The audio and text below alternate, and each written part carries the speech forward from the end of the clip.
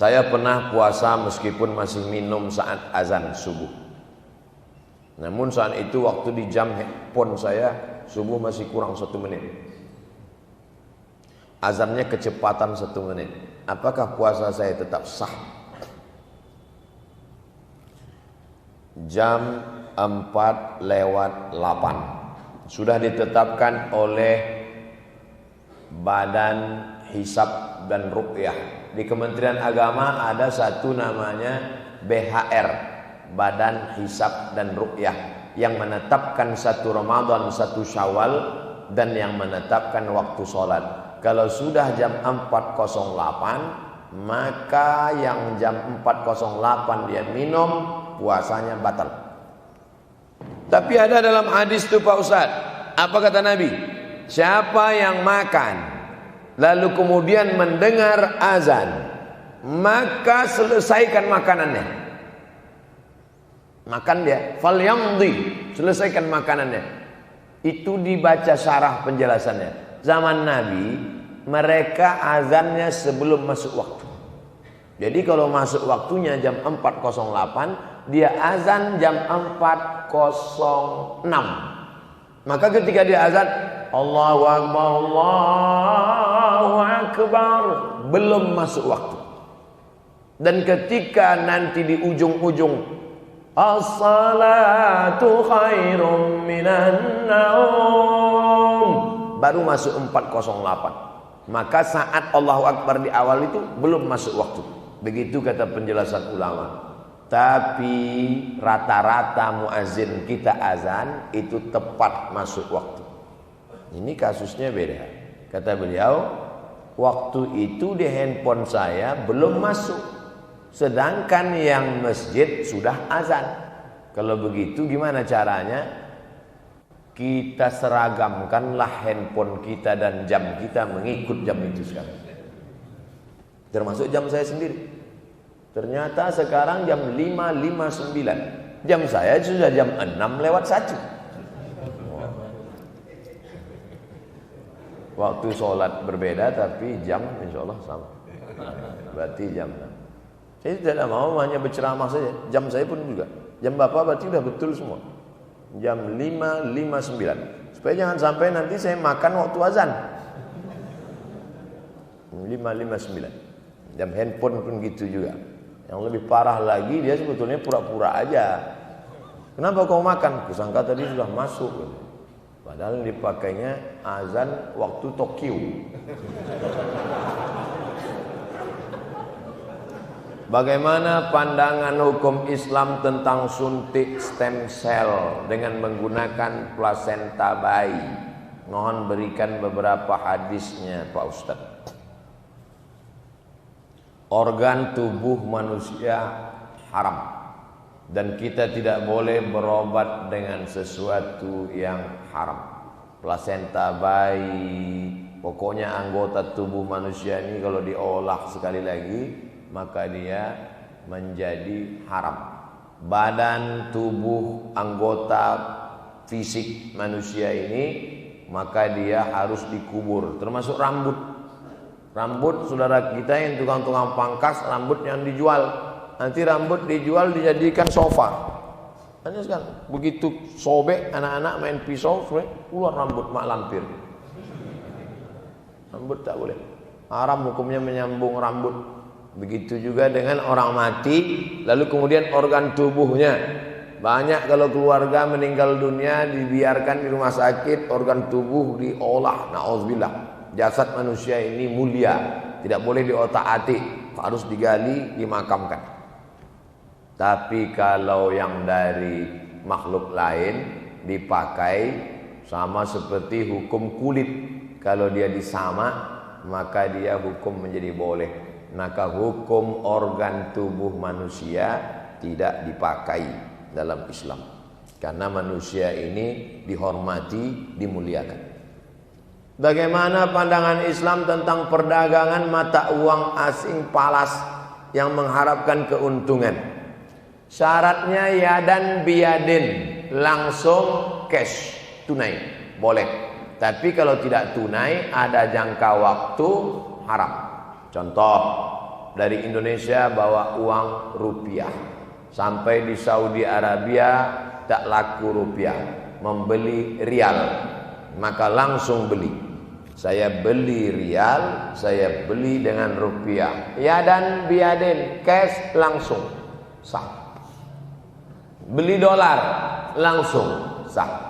Seandainya haram valuta asing, tidak akan mungkin ada sarafah money exchange di samping Masjidil Haram, Masjid Nabawi. Saudi Arabia ketat dalam masalah riba. Maka syarat membeli mata uang kalau cash boleh, tapi kalau diangsur kredit, uang dengan uang, kalau kredit riba. Nauzubillah. Jadi pembelian kita selama ini beli dolar, beli ringgit, beli rial sah. Karena kita tidak pernah dengan tenggat waktu, langsung beli rial, beli ringgit, beli dolar, ambil pulang, sah. Mau minta saran Ustaz, suami saya malas sekali sholat berjamaah di masjid. Kalau sholat di rumah itu pun sering di akhir waktu. Kenapa mau nikah sama dia? Anak-anak gadis yang belum menikah, syarat yang pertama dilihat adalah sholatnya. Karena yang pertama kali dihisab di akhirat sholatuhu. Laki-laki yang seperti ini tidak sholat, sedangkan Allah saja dia sia-siakan, apalagi kamu. Tapi karena sudah jadi, nasi sudah jadi, dan jadi tai ayam sudah. Jaga-jaga sajalah. Ibu jangan pernah bosan berhenti mengajak dia.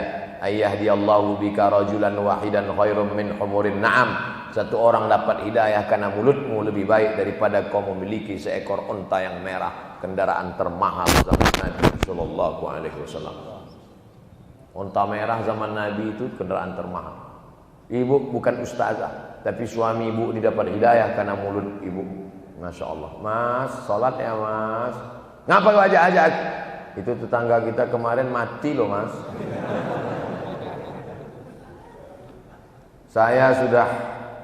Ibu saya sudah meninggal. Beliau meninggalkan warisan. Sebelum meninggal ibu saya buat wasiat. Apakah warisan dibagi sesuai hukum waris atau dibagi sesuai dengan wasiat?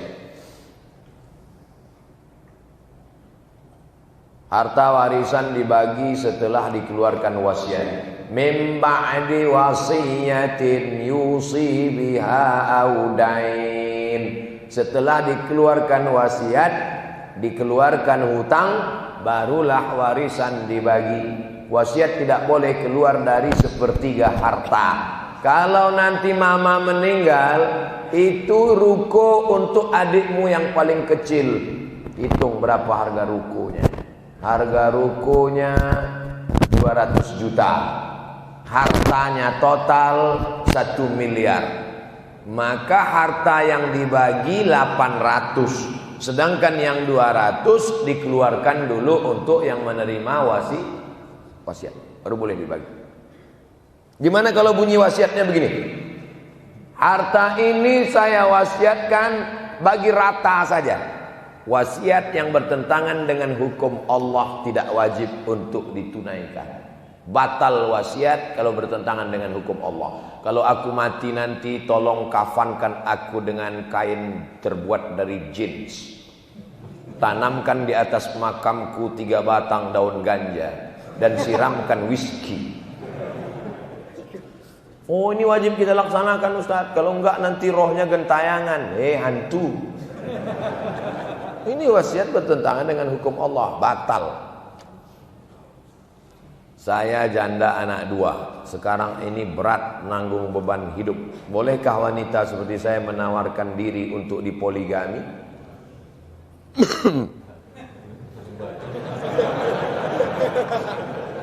Umat batuk saya.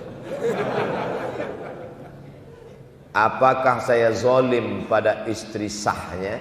Istri dia yang pertama. Zalim itu kalau keluar dari hukum Allah, itu baru zalim. Batasan zalim tidak zalim itu, mana dia baru zalim? Kalau keluar dari hukum Allah. Sekarang saya tanya bapak-bapak, apakah poligami itu keluar dari hukum Allah? Berani bapak jawabkan karena nggak ada perempuan. Bapak tak tahu bahwa kamera ini terang di bawah. Itu hukum kaedahnya. Kalau keluar dari hukum Allah baru zalim. Ini banyak sekarang. Ustaz, tetangga saya punya utang, tapi saya mau nagih rasanya nggak enak hati. Saya kan zalim Pak Ustaz. Zalim itu kalau keluar dari hukum Allah. Ustaz, itu tanah rumah sebenarnya tanah almarhumah emak saya. Tapi saya segan nanya sama kakak saya takut zalim. Justru kalau mau menyelamatkan dia dari harta haram, tanya dia. Kakak, ini kan harta almarhumah emak kita kan? Ini harus dibagi. Zalim tidak zalim itu batasannya adalah hukum Allah. Jelas? Jelas. Ini tak perlu saya detailkan lagi. Saya jawab secara umum saja. Ustaz, saya mau tanya, bagaimana hukumnya seorang laki-laki menikahi perempuan yang sedang hamil, sementara jabang bayi bukanlah anak dari laki-laki tersebut? Tidak boleh menikahi perempuan yang sedang hamil. Tidak boleh menyiramkan air di tanaman yang ditanam oleh saudaramu, kata Nabi SAW. Itu bukan tanaman. Nabi tidak menggunakan kata-kata yang porno, karena adab akhlak Nabi tinggi. Kata Nabi, jangan menyiramkan air di tanam yang ditanam oleh saudara. Tapi itu makna kiasan. Itu tanaman dia. Bapak jangan nikahkan anak bapak yang hamil dengan laki-laki, karena untuk menutup malu aib, dibuatkan pestanya, ditipu orang banyak. Nanti lahir anak pasti melanggar 4. Yang pertama, bin, pasti dipakai oleh bin nama dia, padahal bukan anak dia, bohong. Dari mulai ijazah TK, SD, SMP, SMA, S1, S2, S3 sampai batu nisannya bohong. Bin. 2, mati si bapak, tidak dapat warisan. Mati si anak, tak dapat warisan karena tak ada hubungan nasab. 3, lahir anak pertama laki-laki. Setelah itu lahir adiknya perempuan. Anak pertama yang laki-laki ini tidak bisa jadi wali bagi adik-adiknya karena mereka tidak ada hubungan nasab. Tapi kan tidak mungkin menceritakan ini ke adik-adiknya, aib. Maka sebenarnya ini hanya menimbulkan masalah-masalah baru. 4, lahir anak, kebetulan perempuan anak itu. Lahir anak perempuan. Ini tidak bisa jadi wali nikahnya. Walinya mesti wali hakim. Sedangkan dia sendiri pun yang menghamili, bukan laki-laki lain. Dia yang menghamili perempuan itu. Hamil perempuan itu 3 bulan, dinikahi. Tidak boleh dia mewalikan anak itu nanti. Hai laki-laki yang pernah menghamili perempuan, lalu kemudian istrimu itu hamil, kau nikahi dia 3 bulan, 4 bulan, 5 bulan, atau 9 bulan, 9 hari. Akad hari ini, lahir besok. Maka lahir dia itu bukan anak. Tapi ini anak saya Pak Ustaz. Tes DNA-nya dia positif, DNA tak laki. Tes darah tak laki. Ini anak saya, bukan anak. Apa salah saya? Kau mencoblos sebelum hari H. Haram. Setelah 40 hari melahirkan, mengulang ijab kepada seorang penghulu dan kuah, seorang ustadz sebagai wali perempuan. Jadi waktu akad hanya 4 orang, pria, wanita, penghulu, wali. Mempermain-mainkan hukum Allah Subhanahu wa taala. Hamil, nikah, lahir anak, ijab lagi. Kalau ijab kabul kedua kali, berarti ijab kabul yang pertama mansukh, batal. Lalu selama serumah itu apa hukumnya? Setempat tidur, serumah, bergaulan, sedangkan hukum batal. La haula wala quwata illa billah. Jangan main-mainkan hukum Allah Subhanahu wa taala. Saya sedang hijrah sekitar 2 tahun belakangan. Doakan supaya istiqomah. Nanti di akhir majelis kita sama-sama berdoa. Selama ini saya belajar dari majelis berpindah-pindah masjid. Ada kajian saya datang, tapi sampai saat ini saya merasa masih sangat kurang pengetahuan agama. Bagaimana kiranya agar saya dapat bimbingan agama dari nol sampai bisa melaksanakan syariat baik. Karena kalau ikut kajian di masjid-masjid, tema-temanya selalu ganti-ganti. Bagaimana adab mencari ilmu? Ilmu dibagi 3. Akidah, syariat, fikih, akhlak 3. Maka ngajinya 3. Cari pengajian yang bersilabus. Ada tuh pengajian yang silabus. Atau baca kitab kepada habaib. Baca kitab ini, baca kitab fikih. 3 itu mesti diisi, 3 kamar. Akidah tentang Allah, Rasul, hari kiamat, azab kubur, surga, neraka. Yang kedua tentang fikih halal haram, fikih salat. Pertama fikih taharah bersuci, habis itu fikih salat, fikih zakat, fikih puasa, fikih nikah, fikih. Yang ketiga adalah tentang akhlak. Mensucikan hati dari takbur, sombong, hasad.